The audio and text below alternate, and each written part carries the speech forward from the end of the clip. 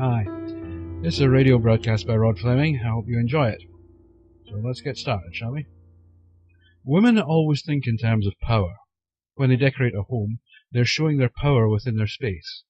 When they outlaw masculinity and masculine behavior, they are exercising power. Men think in terms of targets and things. That's why a man gets irritated when his wife interferes with his prized model collection. It's also why men objectify women. Men objectify everything. There's no need to feel its special treatment. Men innately seek to achieve targets and to acquire things as a measure of status with which they can persuade women to give up that which they want, which is sex. Women see their power over that sex as a means by which they can control the individual man they might be partnered with, but also the broader society. Women, not men, commoditize sex.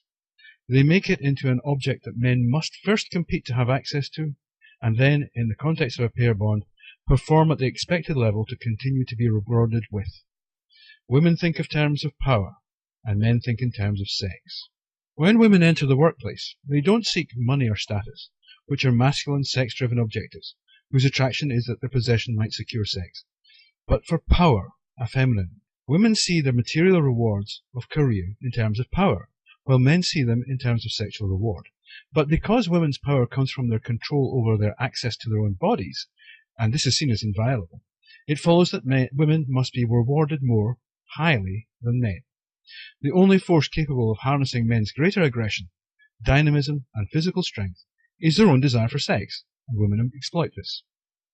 Society, after all, exists so that individual genes can be carried forwards. This requires that, within the home group, women must have authority. They must have power. Therefore, when they enter the workplace and turn it into an extension of home group thinking, then they must enjoy the expression of power that comes from being better rewarded than men. So feminism is not about equality and never has been. It is about women having power, specifically power over men. The most fundamental power for women is that over their own bodies. Feminists argue that legal constraints over abortion limit that power, and since it is so fundamental, they are extremely aggressive in defense of their right to abortion. The logic is, how can I have power over society if I don't have power over my body? Dead babies are just collateral damage to them. Feminists reject evolution, and indeed, through postmodernism, all objective reality. Women who get pregnant and deliver, and then refuse to atone for the heinous crime of having babies, especially male ones, by exercising their power over men in the workplace, are shamed by feminists, and the men who support them vilified. Feminism is not about rights or property. It's about power. Historically, power distribution between men and women has been on the basis of equivalence, not equality. That's how our species is evolved to be. Feminism is a sexist ideology which insists that brackets born with vagina, good, brackets born with penis, bad. This blatantly discriminatory first premise is then bolstered in contemporary feminism by postmodernist dogma, especially in the form promoted by Michel Foucault, who is the darling of the feminist left today. This sees everything in terms of relative power, rather than wealth or scientific validity. Indeed, most postmodernism rejects science and eschews reason and logic. Objective reality in postmodernism has no special value. It's simply one narrative or explanation as alongside as many others as there are viewers. Objective reality, the constant that we all know is real and which we grow up learning the often hard-won lessons of, is replaced with subjective measures like feelings, narrative, and lived experience. It should be immediately obvious that this would be popular with women, who already think primarily in terms of power, and who place far higher value on feelings and interpersonal connections than men do. Foucault was a submissive homosexual male. It's hard to believe, reading his work, that he did not have the mind of a woman. Feminism in this form has been expanded through the application of postmodernist power hierarchies and their interactions, which advocates call intersectionality, to apply to the society outside that of women. It does this by identifying groups within society and ascribing them relative power values. The less power a group has, the more oppressed it is, and thus the more it is to be supported.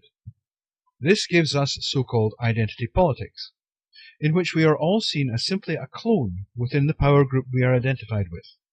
Individuality means nothing. Status in identity politics is a function of the group's oppression quotient, not of the individual within it. Together, these pernicious ideas form cultural Marxism. True Marxist cult ideology is firmly rooted in reality.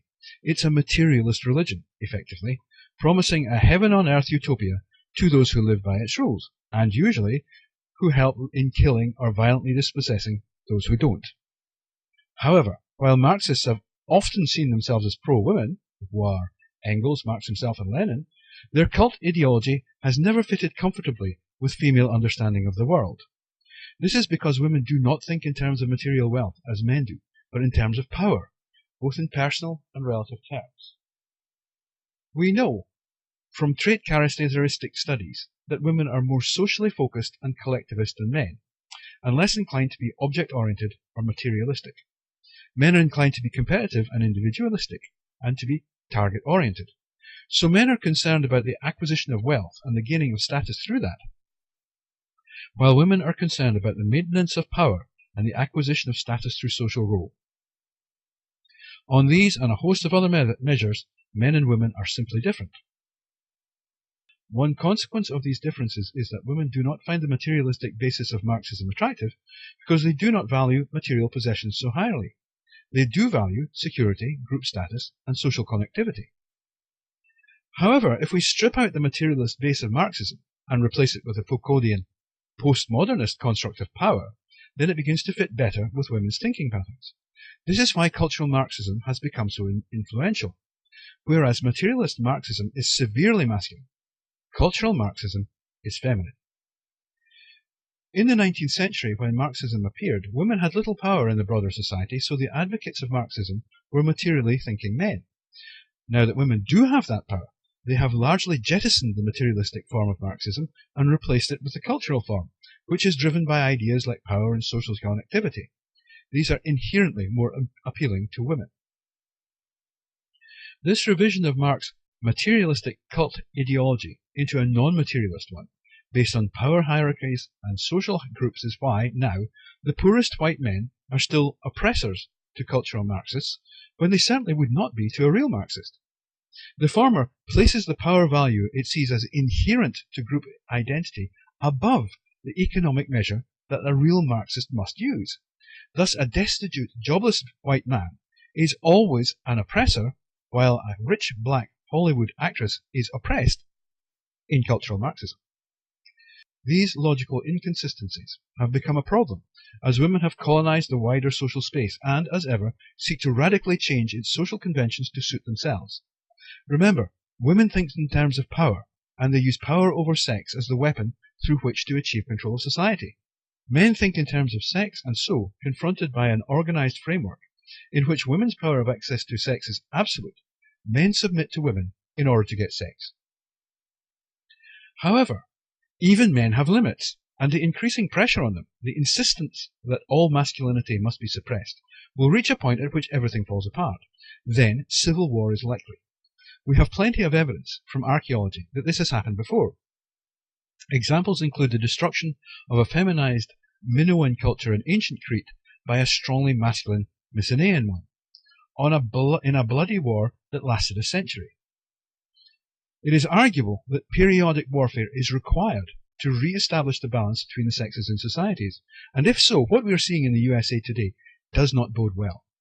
In any armed conflict between masculine men on one side and masculine females and emasculated men on the other, the men will definitely prevail. Civil war would be catastrophic but not unthinkable. It happens all the time. There is no question that we are veering now towards the brink, and the pressure is coming entirely from feminists, who are the motivators behind all the expressions of cultural Marxism, from the odious Black Lives Matter terror organization to the largely white and hilariously misnamed Antifa. Until we recognize the simple truth that men and women think differently, one in terms of sex and target-oriented, and the other in terms of power and socially oriented, we will not resolve the crisis we now face. Yet feminists are absolutely determined that this simple truth shall never be acknowledged, as the recent furore at Google should make abundantly clear. Why are they so determined? Because, as soon as one innate difference between men and women is established, the entire strategy behind feminist thinking that women are just the same as men, and it is only because men are evil that there are any problems at all, will collapse. Of course, the glaring logical inconsistency is one that should make us laugh. If women and men are exactly the same in every way, why would women be any better at running society than men are? Take care of yourselves. Good night.